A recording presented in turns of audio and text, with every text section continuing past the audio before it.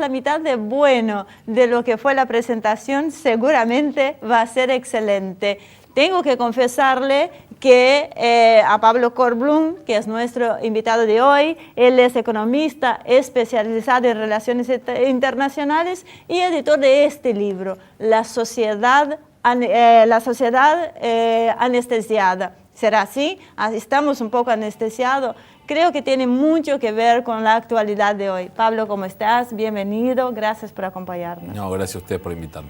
Tengo que hacer una confesión. No pude terminar de leer el libro porque me lo agarró mi hija mayor. Así que recién este año empezó la facultad, así que tiene que pasar por las 3 manos antes. Pero lo poco que pude observar realmente me despertó un interés muy grande y estas ganas de continuar leyendo e interiorizándonos un poco más, ¿no? Así que voy a preguntarte, arrancar con algo muy sencillo, que es la geopolítica. ¿Es la gran olvidada de los movimientos populares en Argentina? Sí, digamos, yo creo que no es que sea olvidada a propósito, lo que creo es que hay tantos problemas internos, tantos dilemas internos en el día a día, a lo largo de los últimos 50 años, si se quiere, que las cuestiones internacionales, salvo hechos puntuales de coyuntura que se tocan un par de días, o sí temas que han pasado como la guerra de Malvinas, otras cuestiones, por ejemplo, de las Torres Gemelas, que la gente llama la atención, la caída, ¿no? Que llama la atención durante un tiempo. El resto del tiempo para la gente común, la gente de a pie, son temas como que no sé si no son del interés, sino que son alejados y tienen otras urgencias del día a día, la coyuntura. Entonces, por eso me parece que no estamos tan habituados a seguir temas estructurales de largo plazo de relaciones internacionales. Como para empezar a charlar sobre el tema, ¿no? Una de las cosas que me interesaría saber es si hay una forma de determinar quiénes son realmente los dueños del mundo. ¿A qué me refiero con esto? Uno ve las corporaciones, ve grandes corporaciones que son las que manejan el 50, 60, 70% del mercado, según lo que sea. Esas corporaciones son a su vez propiedad de fondos de inversión, que entre ellos están cruzados con las propiedades. ¿Cómo es posible desentrañar esto? Yo creo que algo se ha hecho eso. ¿Qué me puedes decir sobre eso? Es más, sí, es interesante la pregunta porque aparte es el gran dilema de los estados o de los gobiernos que, de alguna manera, los buenos gobiernos que intentan controlar estas grandes corporaciones y flujos financieros internacionales que se complementan y se conjugan y uno no los termina de conocer, pero son enormes y manejan el 70-80% de la economía mundial. Ajá. Y son también los que generan, digamos, los paraísos fiscales que a su vez evaden que los gobiernos no pueden de ese modo recaudar riqueza. Por supuesto están, lo que pasa es que hasta hace unos años, digamos, han estado bastante ocultos y luego de estas desestabilizaciones que lograron, como por ejemplo la crisis 2008-2009, fueron obligados a salir a la luz, o ciertos gobiernos dijeron, señores, no podemos dejar que esta gente siga haciendo lo que quiere porque nos está perjudicando en términos de recaudación impositiva del Estado y en términos de la estabilidad de la macroeconomía global, porque se cae Estados Unidos con Lehman Brothers, después se cae Europa y costó años recuperarse con las consecuencias nefastas de la recesión global que hubo. Entonces, digo, para dar un contexto general, es medio complicado en realidad por los intereses que generan. Esta gente, las élites económicas que yo la nombro en el libro, controlan, si se quiere, en convivencia con las élites políticas el 70-80% del Producto Bruto Mundial, tanto la economía real como la economía financiera.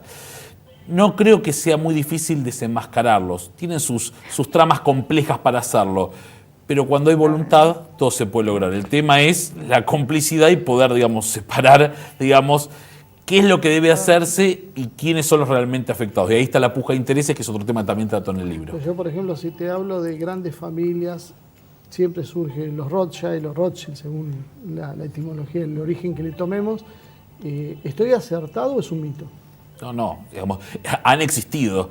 Digamos, el capitalismo empieza, digamos, acá yo creo que, y también lo pongo en el libro, el sistema, primero está la economía real que empieza a producir y después está la economía financiera que acompañe. Cuando la economía financiera empieza a tomar su propia vida y tiene más poder que la economía real, han empezado los problemas, ¿no? Digamos, con esa disociación de lo que es la producción de bienes y servicios reales y la economía.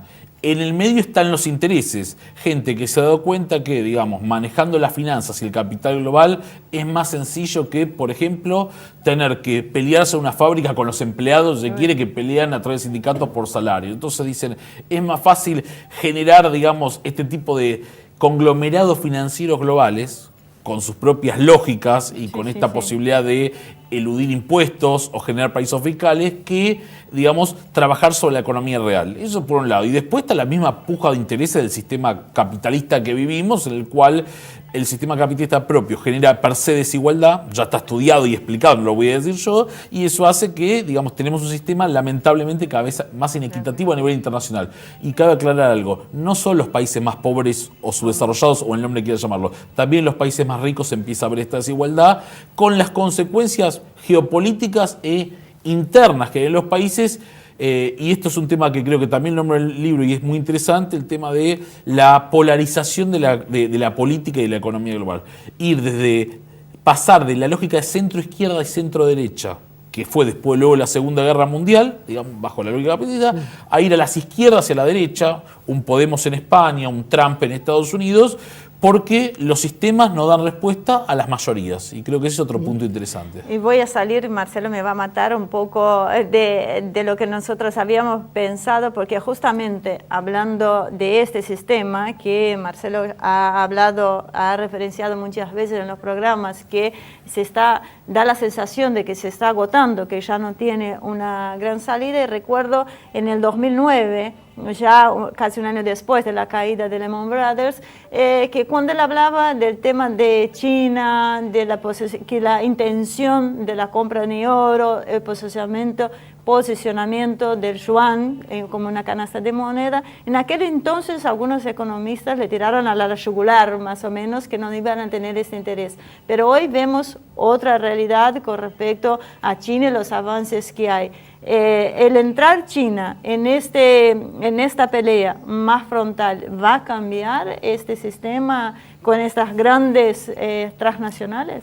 ¿O estos grandes poderes? Yo creo que se va a sumar un actor más, va a complejizar la situación. Además de estas corporaciones que van a seguir existiendo, están este orden multipolar que deja la unipolaridad que se vio luego de la caída de la Unión Soviética. China es un actor global, el más importante con los Estados Unidos hoy en día, con un pasito atrás de Rusia desde mi punto de vista. ¿Qué es lo que tenemos que esperar? El avance chino va a existir y va a seguir existiendo. No decir que China es un fenómeno pasajero y coyuntural me parece una desacertada, digamos, forma de decir. Y le voy a explicar por qué. Hoy en día, no, porque es... Porque los chinos en realidad te lo plantean al revés. Es una pausa de 3 siglos que se tomaron ellos. Exactamente. Bueno, y eso le pasó Manchuria, la guerra del opio. Esto fue una pausa que dicen ellos para más pragmáticamente renacer. Primero con Mao para estabilizar el país y luego con Deng Xiaoping en los últimos años para crecer con las armas del capitalismo hacia el socialismo. Sí. Lo que digo es que, digamos, las fuentes de las lógicas variables del sistema internacional hoy en día son las mismas que hace 500 años, poder y riqueza. Y China tiene el poder político, tiene el poder económico y también está muy, digamos, no cerca, digamos, pero adentrándose a los Estados Unidos con el poder militar. Mientras tenga esa pata de poder y siga incrementándolo, porque lo dicen las variables, el gasto en defensa, el aumento del PBI, principal exportador mundial, etcétera, etcétera. Mientras estas variables sigan creciendo, pueden decir lo que quieran los que quieran denostar a China. Pueden decir que es una dictadura, pueden decir que no son comunistas, pueden decir que no hay democracia, lo que quieran decir, pero en términos de poder político y de riqueza, siguen avanzando. Entonces, por ende, me parece que decir que lo de China es frugal y coyuntural es un desacierto. Cuando vemos por un lado ese orden multipolar que está pujando por integrarse a la gran discusión mundial, pero por otro lado también vemos que el capitalismo que vos decías así con esta versión globalista financiera empieza a hacer agua cuando surge Trump.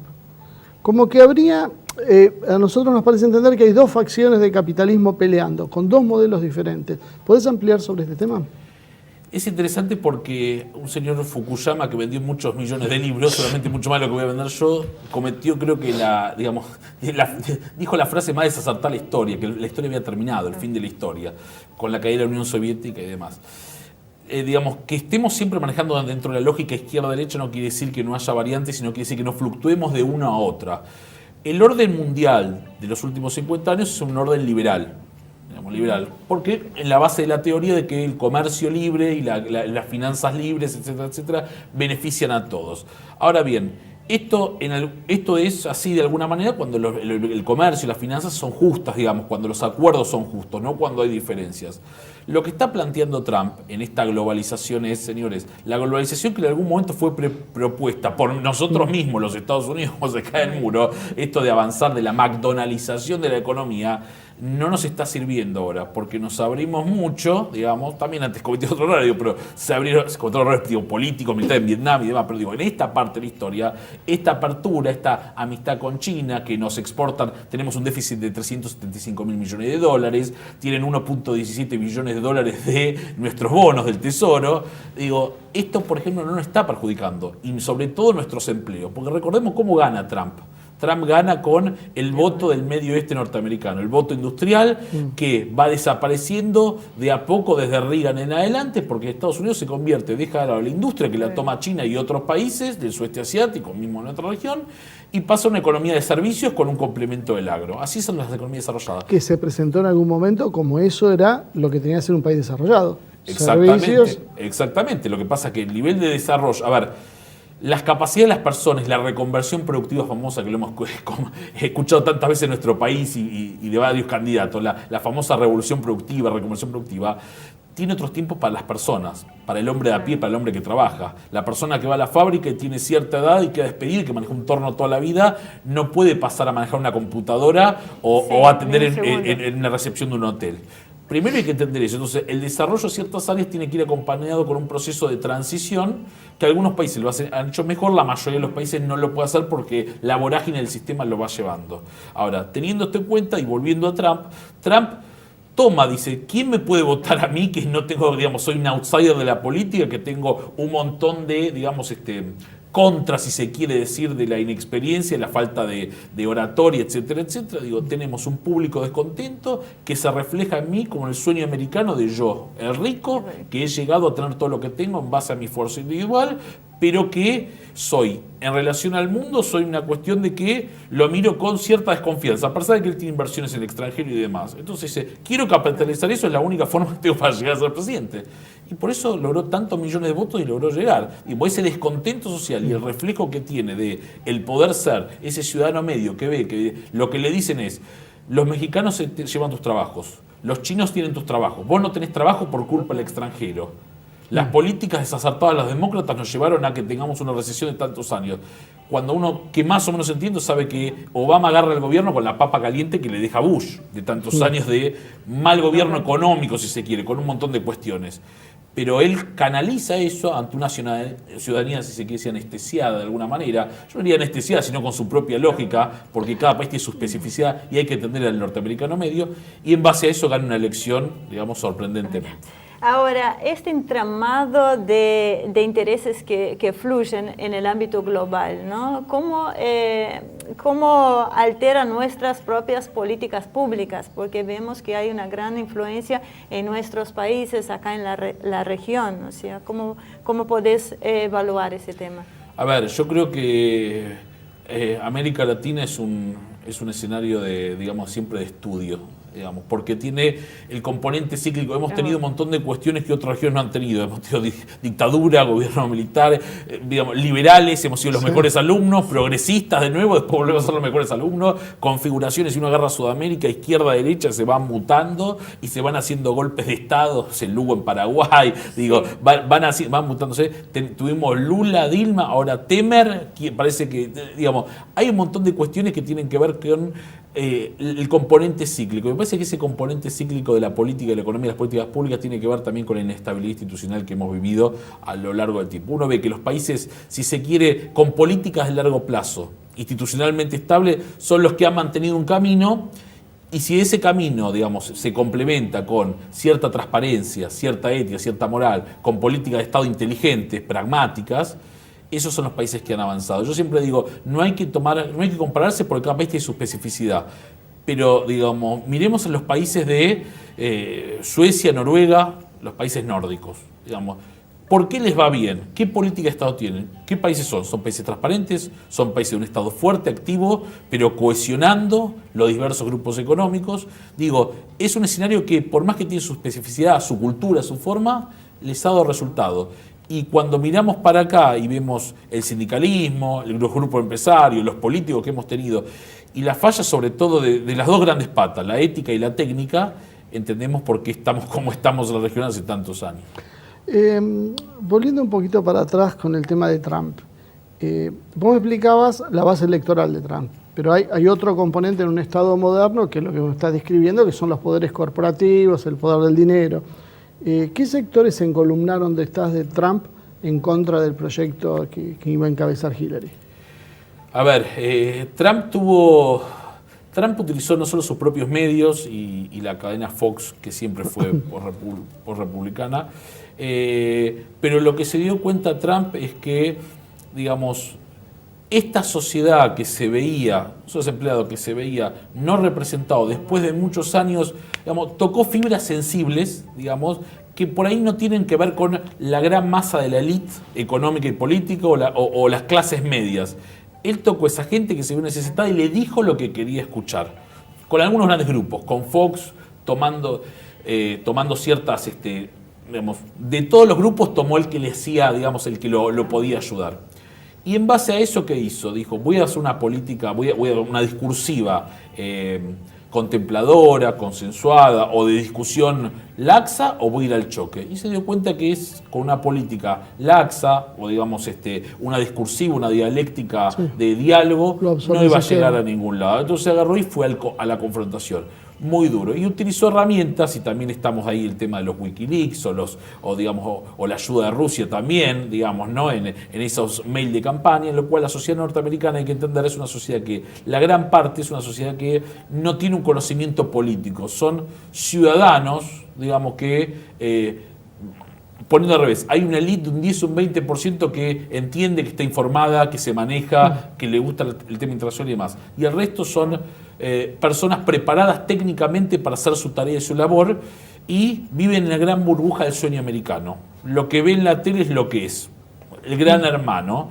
Y con algún desconocimiento de los temas de política, de economía, de temas internacionales, votan lo que lo van sintiendo. Y él apuntó a, señores, despiértense. ¿Saben qué? Ustedes son piensen que sus abuelos tenían trabajo, pero sus padres no tenían ese trabajo sindicalizado, se quiere, en las fábricas de autos, etcétera, etcétera. Y ustedes tampoco. ¿Se están dando cuenta? Entonces, varios millones de personas que dijeron, es verdad, no estábamos viviendo tan bien. Digo, esta debe ser una opción, sobre todo una persona que entremezcla el tema del sueño americano, que es el sueño del individuo. Habla de lo colectivo, pero también el individuo del yo. Los norteamericanos no son latinos como nosotros, que digamos, la familia, lo colectivo, podemos llegar todos juntos, sino que ellos apuntan al individuo. Pablo, Marcel, no te voy a dejar hablar porque los tengo que llevar en un corte, así que no se vayan, enseguida regresamos.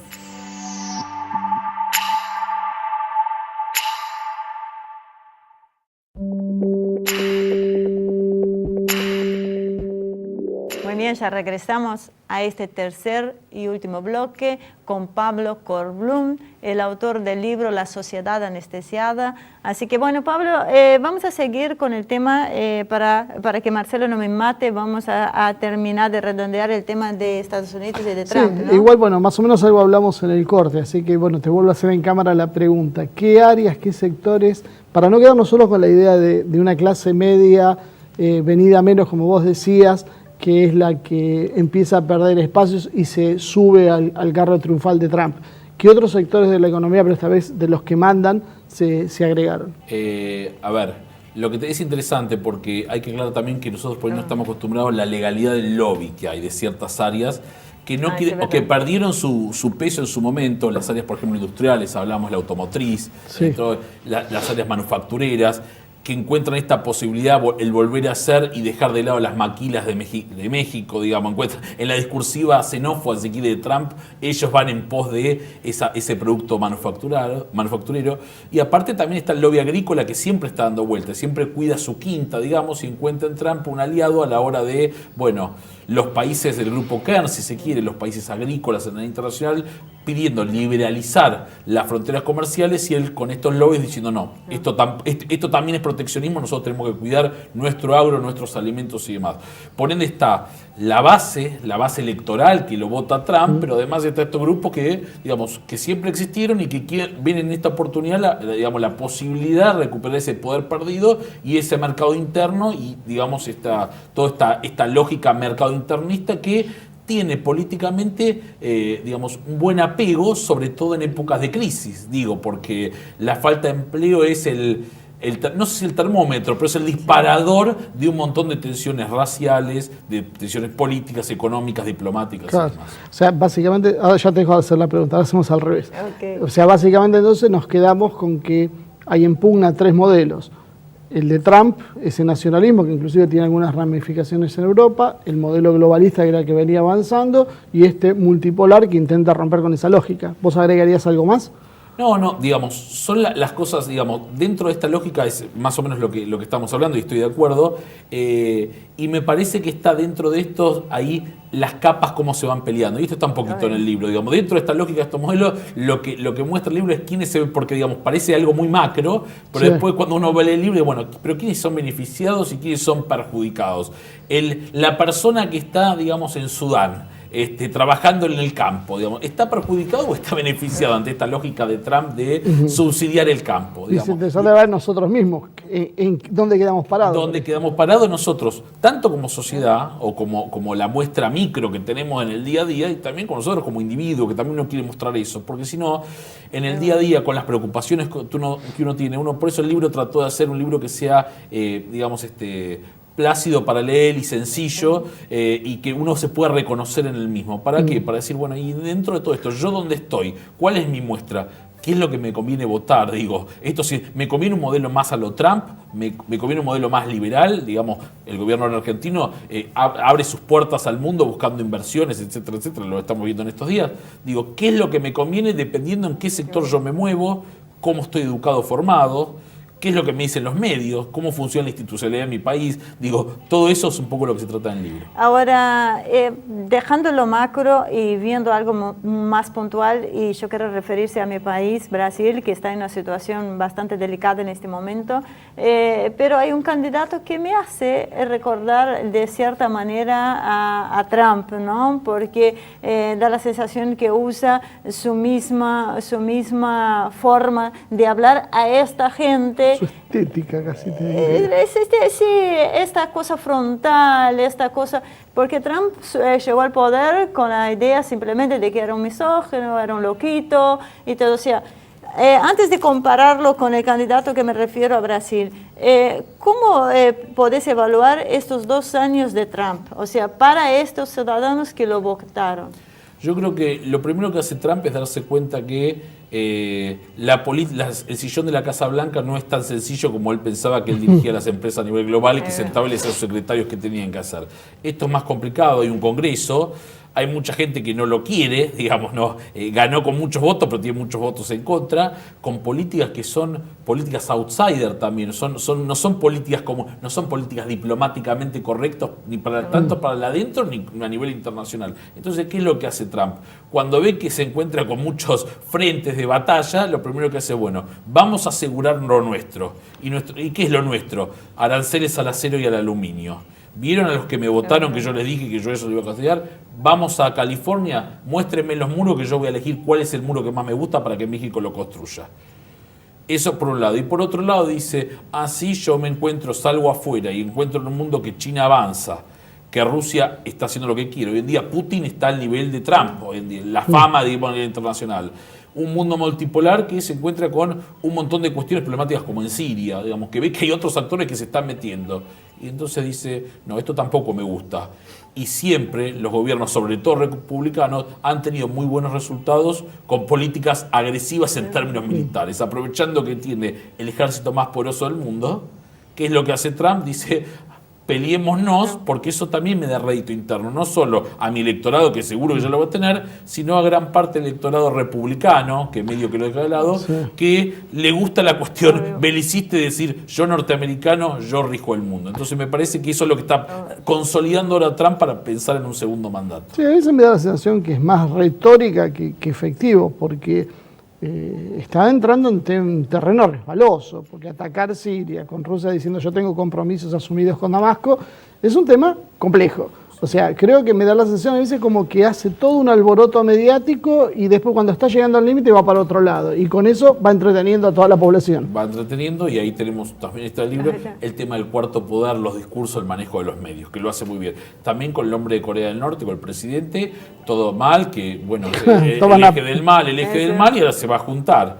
Digo, hay cuestiones que tienen que ver con el discurso. Lo que no tenemos que hacer, y ahí tampoco apunta el libro, es olvidar, digamos, no adormecernos, no anestesiarnos, sino estar atentos y simplemente hacer un seguimiento de las cuestiones que pasan, sin hacer un entendimiento cabal o ser un experto al tema. Uno se da cuenta, pero este hombre ya dijo 3 veces lo mismo y no hizo nada. ¿No será que le está hablando a la tribuna, como decimos vulgarmente? Ahora, hablando del tema vos hablaste antes de entrar en el tema de los medios de comunicación, factor importantísimo hoy a la hora de la gente medir no lo que siente, porque lo que ven los medios de comunicación no es lo que le pasa en la realidad, ¿no?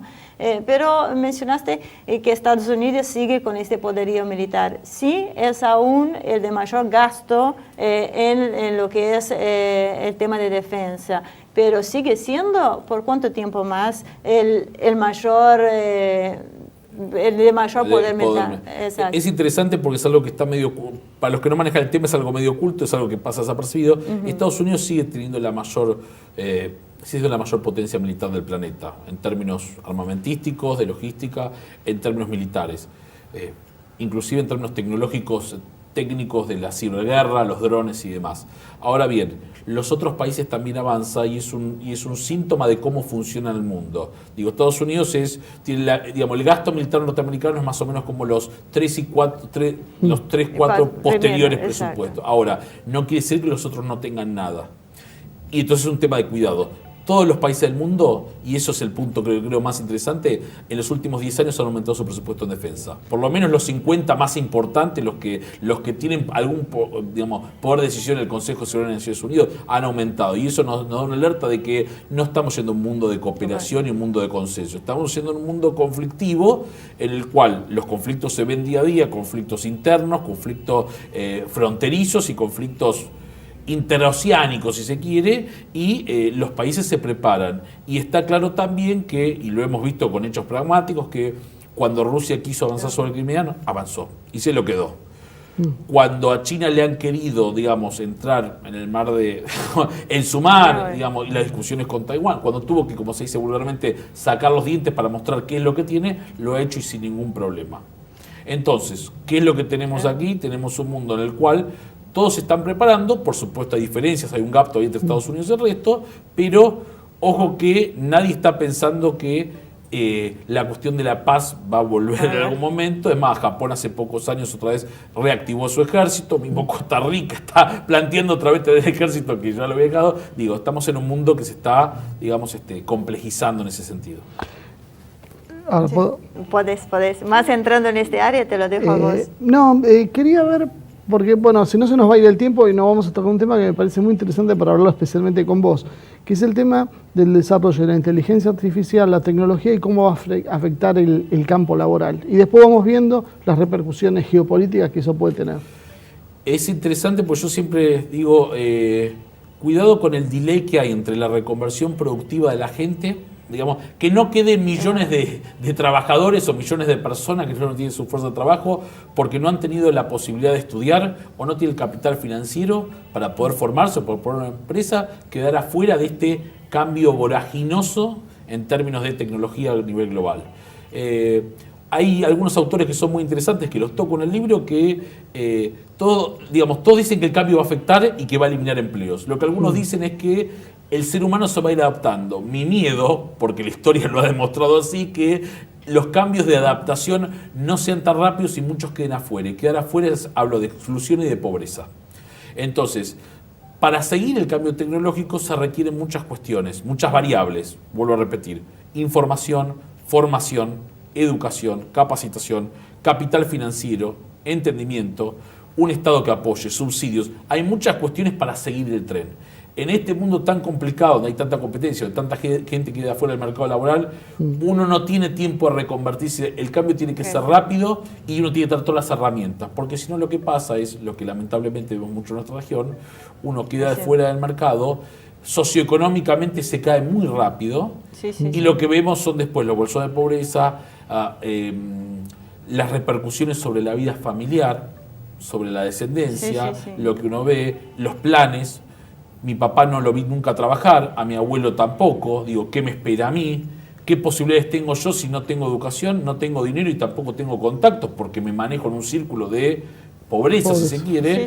Digo, estas cuestiones hay que tomarlas en cuenta. Entonces yo creo que no se puede hablar muy livianamente de, no, todo cambio tecnológico es mejor y nos va a favorecer. Obviamente que hubo muchas cuestiones que favorecieron en términos de educación, formación, de conocimiento, en términos de, digamos, las empresas multinacionales de tecnología. Pero ojo con la gente que está quedando fuera. Ahora, ¿no hay un punto, creo que diferente con otras revoluciones tecnológicas que ha habido a lo largo de la humanidad? Porque ahora es como que la tecnología ha alcanzado un punto donde no es que necesita menos mano de obra, sino que directamente prescinde de la mano de obra. Y la inteligencia artificial se encarga de afectar profesiones que eran absolutamente intelectuales y que parecían que nunca iban a ser afectadas. No estamos ante la posibilidad real de que, no sé si digo completamente, pero por lo menos va a trabajar un mínimo de la población, el resto no solo no perdería dinero, o sea, tendría que trabajar por nada, sino que inclusive trabajando por nada no sería competitivo, porque una máquina te va a producir más y mejor. Es muy interesante. A ver, acá hay un tema, y yo ya diría cuando uno es un académico o trata de hacer de las ciencias sociales... Perdón, una cosita más te digo. Esto que yo se lo planteé, los economistas siempre te dicen, bueno, pero van a aparecer empleos que no conocemos. Mágicamente. Casi como un dogma religioso. Hay unas cuestiones. Los que estudiamos ciencias sociales vemos que cada vez importa menos nuestra profesión porque explicar cómo funciona el mundo y la sociedad no produce nada, básicamente, y al no producir nada vemos que es cada vez más difícil insertarnos al mundo laboral, por más que lo que creamos es importante decir. Si uno presta atención acá en Buenos Aires en las últimas ferias de trabajo, para ir a algo pragmático, lo que está viendo es, ya hay una decisión política, digamos, de lo que se ve, y lo que dicen los medios es, señores, hay muchas profesiones que no sirven, no es que no sirven, no tienen salida laboral, no tienen demanda. Hoy justamente estaba leyendo una de esas, realzaban a una enfermera, una chica estudia enfermería que hay pleno empleo en enfermería. Y uno se pone a pensar que eso es medio peligroso por un par de cuestiones. Primero, por el hecho de que, digamos, una profesión, un empleo, un trabajo, lo que uno dedica 8 horas al día durante 40 años de su vida, no es un tema menor dentro de la vida de una persona. Obligar a una persona a hacer algo que no le gusta simplemente por el hecho de que hay pleno empleo es una cosa. Lo otro que nos muestra es que, evidentemente, aunque no querramos, nos van corriendo hacia esa lógica de servicios básicos humanos. ¿Qué quiero decir algo? ¿Qué es lo que no va a desaparecer? Porque si uno dice un obrero en un torno o martillando, ya desapareció. Ahora, digamos, ¿por qué no están yendo, digamos, en esta lógica? Dice, ¿por qué no van hacia los cuidados personales, servicios, digamos, cosas que necesiten la atención de las personas, en general, que sean más difíciles de suplantar por una máquina? Y creo que eso es lo que están llevando, digamos, llevarnos hacia, digamos, con la lógica de la acumulación y la productividad y demás, a lugares donde por ahí uno no quiere, pero son los lugares donde uno puede encontrar a futuro. Digo, la demografía va a crecer o se va a estabilizar, la gente va a vivir más años, siempre va a ser una persona, un enfermero que cuide a un anciano. Pero eso, si vos me decís desde el punto de vista psicológico, puede ser, sobre todo para gente como nosotros que le va a costar adaptarse a que te cuide un androide. Como lo está haciendo ya en Japón. Por eso te iba a decir, Japón está avanzando mucho en ese tema y ellos te generan un robot de compañía. O sea, básicamente están empezando a prescindir también del ser humano en ese área. Aparte, perdón, el contraste con políticas como la de Temer, donde las horas laborales se extienden a 12 horas. O Lagarde que te dice que no podemos O tener sea, ¿qué jubilaciones. mundo nos espera? Pregunta compleja No, con el es tema interesante de... porque, y esto es así, si vamos, eso sería, digamos, el mejor de los mundos sería estos servicios que son más difíciles de intercambiar en términos psicológicos por la persona. Ahora, si no queda ni eso, digamos, el obrero industrial no existe más, el hombre que estudia ciencia no existe más porque por ahí no es productivo, y el hombre de servicios tampoco, el hombre, la mujer que hace... ¿Qué queda para el ser humano? Entonces digo... Es el fin del capitalismo. Me están llevando... O el fin del capitalismo, o claro, o es el punto extremo en el cual o yo tengo capital, o lo único que me hago es sentarme y manejo las finanzas, digamos, pongo plata acá, me da un interés y demás, y espero que produzcan las máquinas, o, digamos, estoy en el mundo de los excluidos. Y eso es lo grave y eso es lo temeroso digamos, que uno también muestra un poco en este libro. Digo, la adaptabilidad permanente a los cambios llega a un punto de decir hasta cuándo, porque demográficamente el mundo sigue creciendo. Digo, ¿no? La gente sigue... Sí, ¿Y es una relación precisamente en eso? En las nuevas políticas que en general, todo lo que viene alrededor de las teorías de género, feminismo, que apuntan básicamente, según muchos analistas, a disminuir la carga poblacional del planeta. El egoísmo, el tema de trabajar solo con su persona, no el ámbito familiar. Sí. Esas son políticas que uno a veces lo ve como una forma de desalentar el aumento poblacional que se está consiguiendo en una cierta élite, pero la gente de menor poder adquisitivo o de menor formación, que no tiene este acceso tan cerrado con la televisión. No tengas hijos, o sea, básicamente. A ver, ¿qué es lo que está pasando?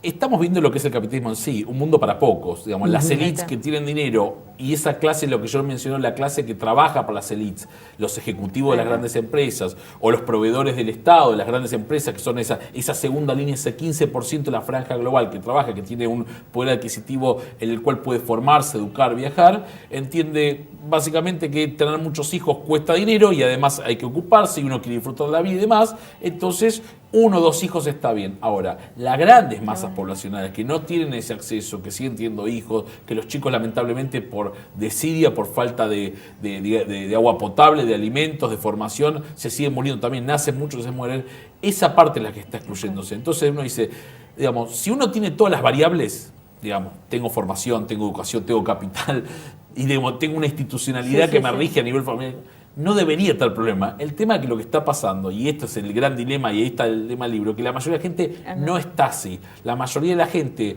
vive más o menos mal y mira la tele, no entiende muy bien lo que mira y encuentra reflejos, digamos, en los que vemos en los programas, que dice, esta señora que habla muy bien, está hace muchos años en la tele, seguramente tiene razón, y lo que me dice, que las cosas van a mejorar, pero no mejoran. Pero bueno, y si no mejoran, igualmente yo por ahí quiero ser como ella. Claro. O por qué no, yo alguna vez, ¿por qué no puedo ser como ella? Y en esa lógica nos vamos yendo. Pero ¿qué pasa? La cuestión estructural de largo plazo es lo que queda de lado y lo que se sigue reproduciendo lamentablemente no son los buenos modos, sino los malos modos, y justamente volvemos a lo mismo. Polarización, tensiones, el tema de la inmigración es muy grave. Volvemos a cuestiones que parecían haberse olvidadas. Las cuestiones raciales, enfermedades que habían desaparecido, están volviendo a nacer. No lo quiero solo dejar. cortito porque quedan, sé que 30 segundos. Necesitamos entonces cambiar la estructura social y, por ejemplo, tener una asignación universal que reparta los beneficios de este mundo tan tecnológico, ¿o hay otra solución? 30 segundos. Sí. Fácil. A ver, acá hay una lógica de la distribución. Tiene que haber la distribución en base a una ética de la producción. Digamos, no se pueden quedar pocos con mucho y muchos con poco, porque de esa forma la desigualdad va a seguir creciendo y esa gente que son mayorías y no tiene nada, en este mundo que es tan voraginoso y lamentablemente el mismo sistema lo va llevando así, hay que consumir todo frugal, todo es el día a día, etcétera, etcétera, cada vez los deja más afuera. Entonces me parece que ese es el sentido. Parar un poco la pelota, ver cuestiones estructurales a largo plazo y decir, señores, hasta acá no podemos seguir, sino mucha gente va a quedar afuera del sistema. Pablo, muchísimas gracias por acompañarnos. Voy a terminar de leer el libro y espero poder invitarte o comprometerte a una nueva visita a nuestro estudio porque creo que quedaron muchos temas en el tintero para hablar y al público le va a gustar la forma en que lo estamos llevando. Muchas gracias y bueno, déjame decir por favor que el libro ya está en las librerías Jenny, está en Antígona, está en librería Randes, acá en La Plata en Jenny está. y voy a estar el 11 de mayo en la Feria del Libro. Hay mucha gente que ve el programa en realidad por internet. Creo que más de la que lo ve en la Argentina lo ve en el exterior. ¿Cómo puede acceder al libro? Está en, digamos, va a haber una página del libro, pongan La Sociedad Anestesiada con mi nombre, hay una página que está, y se va a poder comprar también por internet, está en Mercado Libre, en las redes sociales, está para comprarlo, así que en ese sentido no va a haber problema. También hay una versión electrónica. Hay una versión electrónica para comprarlo, así que puede estar, así que pueden acceder a ellos cuando lo deseen. Perfecto, muchísimas gracias. Muchas gracias. Muy bien, hasta acá llegó el programa de hoy, intenso, la verdad, muy interesante. Me quedé, por lo menos yo, con muchas ganas de seguir hablando, así que ya comprometimos a Pablo que vuelva en otra oportunidad. Y en cuanto a ustedes, mi pedido solidario de todas las semanas, inscríbanse a nuestro canal Asia TV Producción, que es una de las maneras más firmes de ayudar o colaborar que nosotros sigamos acá haciendo este trabajo, que lo hacemos con mucho gusto todas las semanas. Así que muchísimas gracias como siempre por acompañarnos, esperamos sus comentarios en nuestro Facebook y nos vemos la semana que viene con una nueva edición de Humo y Espejos.